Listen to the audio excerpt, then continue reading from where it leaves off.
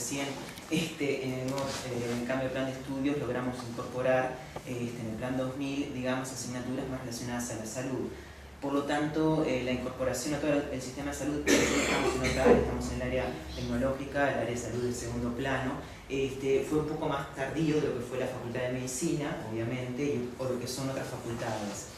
En cambio, ya hace unos años, en mi experiencia personal, estoy desde el 91 trabajando en el Hospital de Clínicas por convenio, por lo tanto me pusieron rápidamente a trabajar en el área de salud sin decirme nada.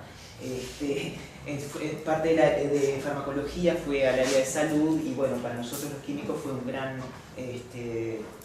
quiebre con la facultad de química, lo que era básico y después pasó a ser clínico, que antes era todo básico en la facultad de química. Entonces, igual ahora estamos muy contentos de pertenecer, estar en el área de salud y trabajar con el sector de salud, pero para contarle un poco que nuestra experiencia es menor que quizás de otros actores, y aunque hemos trabajado muchísimo en el Hospital de Clínicas, y bueno, ahora vamos a ver un poco del trabajo en los cuales logramos, y por eso lo voy a poner ahora, si bien la Facultad de Química está representada en el Comité Nacional Asesor de Farmacovigilancia, logramos con un proyecto, por eso lo iba a encarar por el lado de plantas medicinales, ¿tá? Un poco para lo que lo queremos encarar la facultad, si bien yo pertenezco a la cátedra o al departamento de ciencias farmacéuticas, en los cuales pertenezco o doy clases de farmacoterapia, acá lo quería aclarar cómo logramos, digamos, insertarnos con un proyecto de inclusión social a cargo del profesor Horacio Heinzen, en lo que era la investigación básica de que farmacognosia, plantas medicinales y extractos a la parte clínica. Horacio, bueno, incluyó en el proyecto varios actores, este proyecto ganó, fue financiado por la CSIC, y se llama Plantas Medicinales y Fitoterápicos, Medicina Alternativa o Medicina de los que no tienen alternativa. Contribuciones a su conocimiento y uso en el marco del Sistema Nacional Integrado de Salud. Está integrado por la Facultad de Química, Facultad de Medicina, Facultad de Ingeniería y Centro Universitario de Paysandú. En este caso, lo que nos tocaba a nuestra parte, digamos, era justamente hacer la vigilancia de plantas medicinales. Si aún se nos complica mucho con los medicamentos, y todo el mundo lo sabe, entre las interacciones farmacocinéticas y farmacodinámicas, si le agregamos a su vez la vigilancia a lo que referencia a lo que son plantas medicinales, se nos empieza a complicar más. ¿Por qué no quisimos meter en eso diciendo, bueno, ya es complicado la parte de medicamentos, van a agregar la parte de plantas? Y ahora vamos a ver algunos datos. Primero, el uso de productos basados o derivados de las plantas medicinales ha incrementado notablemente en los últimos años. La falta de recursos a veces es una de las causas y las realidades que vivimos a diario. Se estima que más del 85% de los pacientes no informa a su médico acerca de su uso y que un 20% de los consumidores recibe tratamiento farmacológico convencional. O sea que a su vez de tomar la planta medicinal, el paciente está tomando su tratamiento convencional, no lo deja. Entonces, y aparte de la errónea percepción, que la tenemos unos cuantos, de la inocuidad de estos productos. Esto es natural, dice la gente. Por lo tanto lo tomo, me va a curar y no va a hacer absolutamente nada. Entonces ya es sabido, Carolina lo sabe muy bien, la cantidad de reacciones adversas que se han dado por el uso de plantas medicinales. En algunos casos fueron mortales. El Centro de Toxicología lo sabe muy bien, en el Hospital de Clínica en un caso fueron mortales. Entonces, ¿cómo empezamos a trabajar? Es decir, bueno, si bien decimos que hay un reconocimiento de los beneficios que aparecen con las plantas medicinales, no vamos a negar los beneficios que hay, muchos principios activos, o la mayoría los sacamos de las plantas medicinales, también tenemos que ver los riesgos que se ve con el uso de las plantas medicinales, sobre todo porque cuando le preguntamos al paciente dónde la saca, yo tengo una plantación en casa, una pequeña huertita en casa, otros lo sacan de al lado de la ruta, Marcela al lado de la ruta con el problema del plomo, podemos tener varios problemas, otros lo tienen, digamos, y no saben cómo se hace el extracto, algunos lo hacen con el mate, otros lo hacen distintos procesamientos, digamos, que hacen de la planta, del tallo, no saben dónde están los principios activos, que aparte no son un principio activo, es un conjunto de principios activos, lo que se complica más. Entonces, algunos principios activos pueden ser muy buenos y otros no, o tener distintas, digamos, usos. Todo el mundo sabe el uso del ginkgo biloba, que lo usan, es más, muchas veces se prescribe el ginkgo biloba y bueno, habría que mostrar la eficacia y seguridad del ginkgo biloba. Entonces, justamente lo que puse ahí fue el procesamiento de las hierbas, calentamiento, hervido, que pueden tener la actividad farmacológica de los constituyentes orgánicos. Viene bastante complicado los constituyentes orgánicos que tenemos en las plantas, que todavía lo estemos calentando, haciendo lo que nos dice el vecino, y juntando el tallo, las hojas, las flores, sin saber dónde están los principios activos que queremos.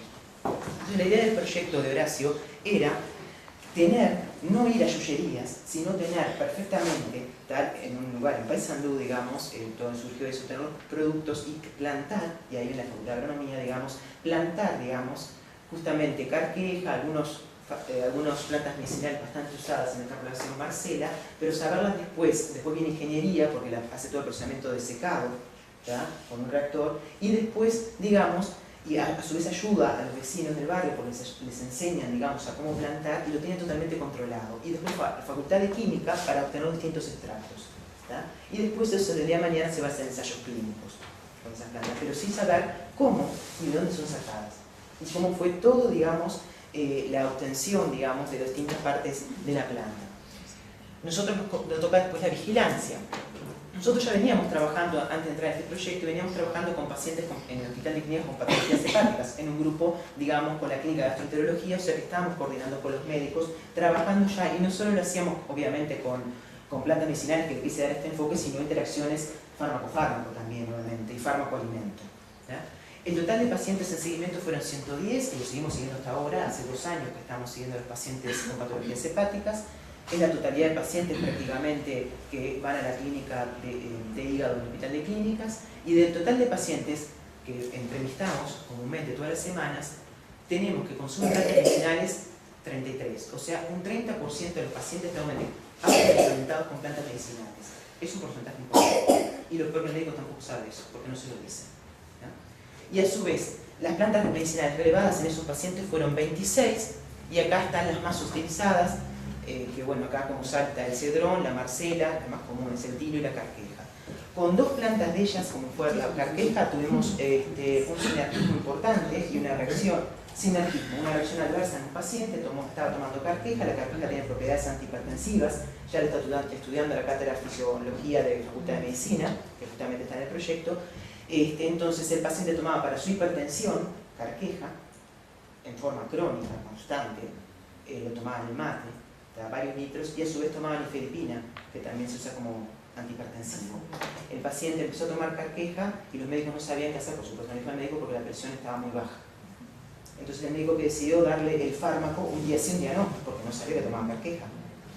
¿Ya? Hasta que le preguntamos, por supuesto, al médico no le dijo que tomaba carqueja porque era inocuo, era algo que él tenía en su casa, hasta que el paciente hizo una hipotensión importante, ¿ya? Bueno, ahí se aclaró por qué era, digamos, y después dejó la carqueja y empezó a tomar el fármaco todos los días porque empezó a subir la presión, ¿tá? Es decir, ¿qué le decimos al paciente? ¿Que siga con la carqueja o que deje el fármaco? ¿Tá? El problema es que la carqueja la toma, digamos, de cualquier manera y, digamos, no está controlado y estandarizado, esa carqueja está tomando. ¿Tá? Y después tuvimos otro paciente con una reacción adversa que fue con el uso de perejil, que tampoco tuvimos bastante tiempo estudiándolo. El perejil el paciente lo tomaba para producir diuresis. Y tomaba bastantes infusiones de perejil y a su vez estaba tomando un fármaco que era ahorrador de potasio, que producía hiperpotasemia. El perejil también, cuando se internó y hicieron la paraclínica, el paciente tenía potasio muy alto. ¿Tá? Obviamente en el hospital nadie le dio infusión de perejil y obviamente el potasio bajo los valores normales, pero fíjense cómo pudo haber sinergizarse, o sea, añadirse con los efectos y cómo puede llegar a haber interacciones sin que el médico a veces piensa que es por un medicamento. ¿Tá? Y hay que estudiar todo el sistema. Medicamento, paciente y entorno. Digamos, porque a veces no es por el medicamento. Por eso nos queríamos enfocar en esto. Estos fueron con los pacientes con hepatologías, con hepatopatías. Estos son las plantas medicinales más usadas en esta población. Y después, esta es la distribución, porque aparte de todo, si se complicaba con una hierba, utilizan más de una. ¿Tá? Entonces utilizan varias, con distintas propiedades. Entonces ya empieza a ser tan complicado, y en pacientes que son polimedicamentados, eso es lo peor, que no están tomando un solo fármaco. Un paciente, como lo sabe Carolina, un paciente con problemas hepáticos, con lo que es cirrosis, biliar, autoinmunes, están tomando muchos fármacos, más las hierbas. Comúnmente son las poblaciones con estas patologías complicadas que más plantas medicinales toman.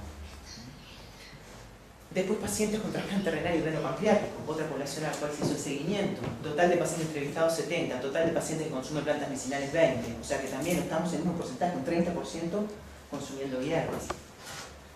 Acá las plantas medicinales que tomaban era el cedrón, marcela, tilo, carqueja, manzanilla y mala. Vieron que coinciden bastante.